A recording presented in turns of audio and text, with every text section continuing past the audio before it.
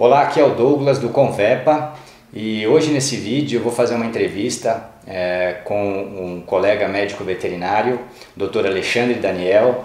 Ele é graduado pela Universidade de São Paulo, tem residência em clínica e cirurgia de pequenos animais, especialização em medicina de felinos. Ele é mestre em clínica veterinária, trabalha especificamente com a espécie felina. Ele é palestrante sobre o assunto, ministra aulas de graduação e pós-graduação na área de medicina felina. Ele presta consultoria também para clínicas de hospitais veterinários e ele é proprietário da Clínica Gatos, que é especializada em medicina felina, que é de onde nós estamos falando aqui hoje. Doutor Alexandre, muito obrigado por participar do nosso canal. Eu que agradeço o convite, Douglas. Sempre um prazer aí poder falar com os colegas, poder falar um pouco aí do que a gente vive dia a dia e o que a gente gosta de fazer. Ótimo. Bom, eu vou começar com uma pergunta. O número de felinos, estatisticamente, se sabe que ele vem crescendo nos domicílios brasileiros e acredito que também no mundo todo. Mas vamos falar especificamente aqui do Brasil, em função da falta de espaço. As pessoas hoje em dia moram muito em apartamentos, não tem muito tempo para cuidar de um cão, que daria um pouco mais de trabalho, então o felino é uma opção. O que você poderia dizer para a gente sobre a estatística? Na verdade, isso é uma questão comum aí no mundo todo. O gato já é um pet bastante popular em diversos países do mundo, mais popular que o cão. Na década aí de 90, nos Estados Unidos, já aconteceu a inversão numérica gato-cão. O gato começou a ser mais prevalente que o cão nos domicílios americanos. Isso é uma tendência que está acontecendo no mundo todo. Inglaterra, Espanha, Japão, outros países europeus já têm uma população de gatos bem maior que a de cães. Isso é uma tendência mundial. O Brasil, entre os 10 países com o maior número de gatos do mundo, na atualidade o Brasil já é o segundo país do mundo em número de gatos. Só perde para os Estados Unidos. Mas ele ainda é um país que predominantemente tem mais cães do que gatos. Outros países que estão nessa lista de mais populosos em número de gatos do mundo, além dos Estados Unidos, envolvem Japão, Espanha, Inglaterra e por aí vai. Mas o Brasil, que já é considerado, dependendo da literatura consultada, o segundo país do mundo, ainda é um país que tem mais gatos do que cães. A gente tem uma população estimada em 2013 para 2014 de mais ou menos 14 milhões de gatos em território nacional e mais ou menos 36, 38 milhões de cães. Mas é algo que vem mudando ano a ano. Em 2012, a população de gatos teve um crescimento de 8% ao ano, de 2012 para 2013, enquanto a de cão teve só 4%. Estatisticamente, o gato ele aumenta muito mais que o cão ano a ano, mas não numericamente, mas isso logo logo acaba. A gente tem uma estimativa de que em 2020 o número de gatos vai ser igual ao número de cães nas grandes metrópoles brasileiras. Especificamente em São Paulo, eu acredito que isso pode até passar um pouco antes, mas a estatística, a probabilidade que a gente tem aí prevista é de mais ou menos em 2020. Isso tem uma série de motivos para acontecer. O gato ele vem sendo cada vez mais descoberto pelo proprietário como um animal extremamente versátil, ele é extremamente tranquilo de se ter. A gente está tendo um número de verticalizações, de moradas verticais muito maior do que a gente tinha antigamente. É o fenômeno da verticalização das grandes metrópoles. Isso traz a gente a morar num local que não tem mais espaço para crescer. Então ele só tem espaço vertical de crescimento. E isso traz a gente um número muito maior de apartamentos, ou como costumam falar brincando, os apertamentos que a gente tem. A rotina de trabalho também do ser humano está muito maior. O ser humano muitos humanos tem uma rotina de trabalho de 10, 12, às vezes 14 horas diárias. Então ele não tem mais o tempo que existia disposto antes para sair para passear com o cão, para dar a volta da manhã e a volta da noite. Então o fenômeno da verticalização das cidades, associado ao ritmo de trabalho insano que o humano está tendo cada vez mais, fazem o gato o protótipo perfeito de animal de estimação. Porque ele não precisa sair para passeio diário, ele não precisa tomar banho constantemente, ele não faz barulho como os cães fazem, e isso é uma queixa comum em prédios de reclamação. Ele tem uma expectativa de vida maior do que a do cão, ele tem um custo anual menor. É um animal extremamente higiênico, que a gente não precisa ficar fazendo banhos constantemente. E ele tem aí conquistado cada vez mais o espaço nas famílias, principalmente pelo fato da taxa de natalidade na maioria dos países que estão em desenvolvimento e nos desenvolvidos, diminuir muito comparado com 20, 30 anos atrás. Muitos casais hoje nem têm filhos por opção de condição financeira, por opção pessoal, carreira, e acabam adotando o animal de estimação como um membro da família. Isso é ótimo para nós veterinários, isso os traz muito mais à clínica, e é outro ponto que justifica o porquê o gato aumenta tanto. E acredito que em mais 5, 7 anos a gente já tenha um gato para cada cachorro nas grandes metrópoles e aqui nas nossas clínicas. Tudo bem. Uma curiosidade que não quer calar. Por que você escolheu trabalhar exclusivamente com felinos? Isso é uma pergunta que muitas pessoas me fazem. Vou dizer para você que não tem uma resposta pontual, específica, na lata para poder dizer. Eu cresci com gatos, minha mãe sempre teve vários gatos. Então eu cresci, minha infância toda, convivendo com gatos, mais até do que eu convivia com cães. E quando meus gatos tinham um problema e minha mãe ia levá-los ao veterinário, eu lembro que eu era moleque e eu via os veterinários tratando o gato como se fosse um cachorro pequeno. Coisa que a gente vê até hoje, infelizmente. E eu via que muitos veterinários não gostavam de tratar os gatos, não gostavam de gato, e minha mãe ficava brava com isso. E eu percebi, depois que eu entrei na faculdade, que a coisa dentro da faculdade também era assim.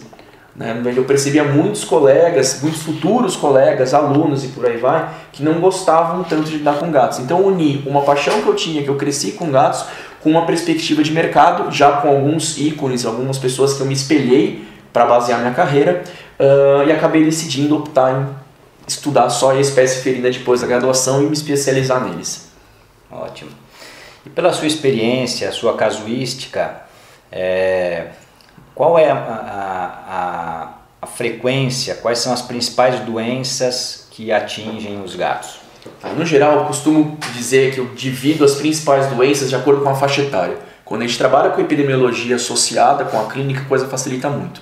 Então, por exemplo, em animais jovens, as principais doenças que a gente tem, além das alterações traumáticas, os acidentes, intoxicações, envenenamentos, são as doenças infecciosas. Elas são muito comuns nessa faixa etária, principalmente AIDS e leucemia, que são duas doenças que a gente tem teste fácil para realizar no dia a dia nas clínicas, mas a doença que eu mais percebo nessa faixa etária, quando a gente lida com infecciosas, é a peritonite infecciosa felina, que é a doença mais comum dessa faixa etária, é a doença infecciosa mais comum do gato e a gente vê bastante na rotina do dia a dia.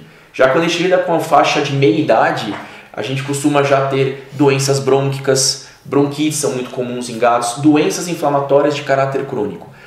Bronquites, doença intestinal inflamatória, colangite, pancreatite são doenças comuns, bem como, tanto na faixa etária dos jovens quanto meia-idade, as doenças urinárias, que também tem um percentual importante na clínica do dia a dia, chega aí a 8 a 10% tranquilamente. Quando a gente lida com os geriatras, com os sêniores geriatras, os animais com mais de 12 a 14 anos de idade, aí a gente tem como a principal doença nessa faixa etária a doença renal crônica. Quase 50% deles são nefropatas. E outras doenças de caráter crônico, que vem lá desde a meia-idade, doença intestinal inflamatória, colangites, pancreatites e as alterações neoplásicas. São muito comuns nessa faixa etária também. Certo, tudo bem.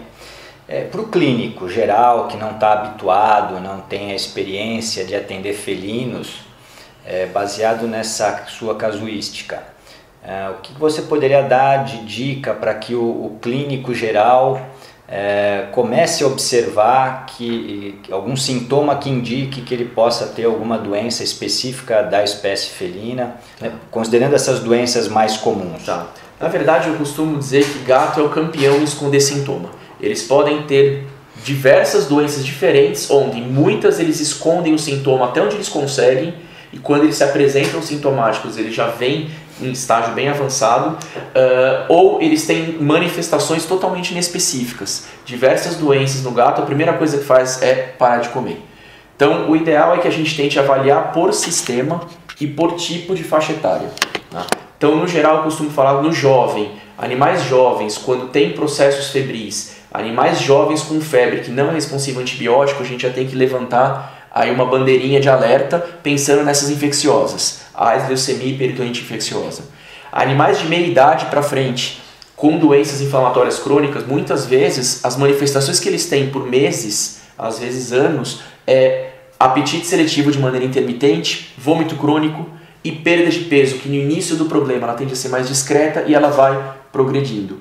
E muitas vezes essas doenças de caráter crônico, principalmente abdominais, doença intestinal inflamatória, colangite, pancreatite, não tem exames de sangue séricos que vão ajudar. A gente tem que lançar mão de exames específicos de imagem também. Então, e essas doenças, desde que elas não sejam diagnosticadas precocemente, elas podem até malignizar e virar doenças neoplásicas no paciente geriátrico. Então é importante a detecção precoce e o uso de ferramentas de imagem, e principalmente ultrassonográfica, para diagnosticar isso. Lembrando da doença renal crônica, que é a doença mais comum do gato geriatra, antes da gente pensar, por exemplo, em ureia e creatinina, que é uma coisa que eu vejo muito comumente o clínico lança a mão para avaliar a saúde renal do paciente, o gato nefropata, a primeira coisa que ele faz é poliúria polidipsia.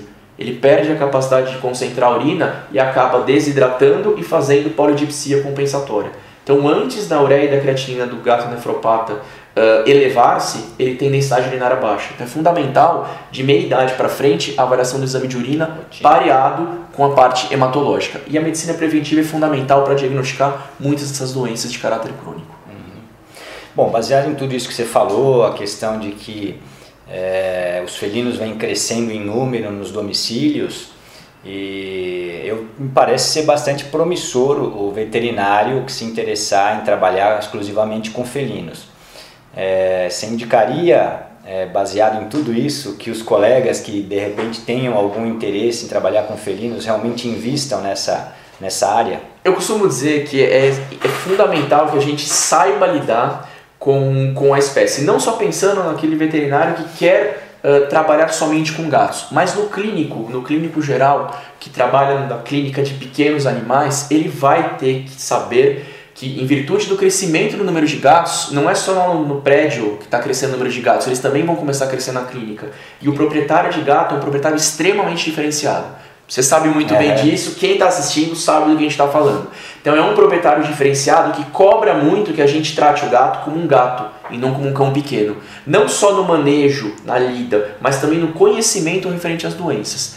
Então é importante que todo clínico, seja um clínico que trabalhe com cães e gatos, ou clínica geral, seja um clínico que já trabalha mais específico com a espécie felina, que ele esteja atualizado e esteja cada vez mais se inteirando sobre o assunto, porque daqui a um tempo, aqueles que não souberem manejar, lidar direito com o gato, vai ficar para trás do mercado. Então é fundamental que a gente saiba que a gente tem muitos cursos por aí, muitos pontos de atualização, congressos onde já tem locais, salas, períodos específicos só para gato, para fazer essa reciclagem contínua. Isso é importantíssimo.